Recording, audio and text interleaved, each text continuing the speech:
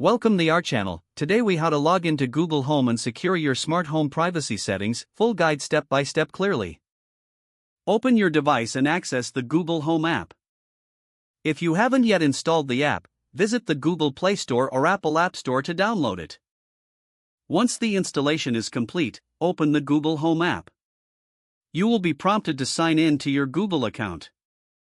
Enter your email associated with your Google account. Next, input your password carefully. Tap on Next to proceed after entering your credentials.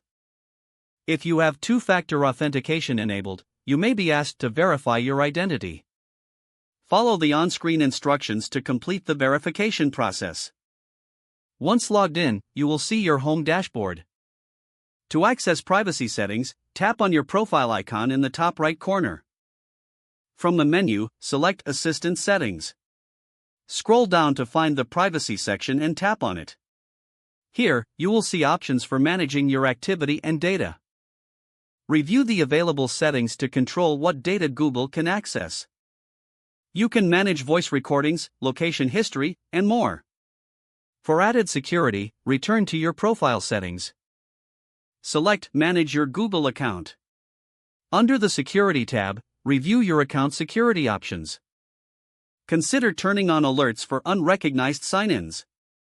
You might also enable two-step verification if you haven't done so already. After reviewing your security settings, return to the main screen of the Google Home app. To further enhance your smart home privacy, adjust your device settings. Choose any connected device you wish to refine. Check the individual privacy settings for each device.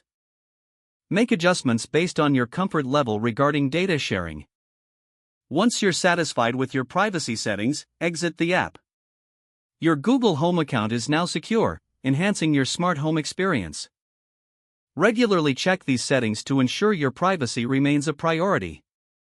If the page does not load, refresh the browser or try again in a private or incognito window.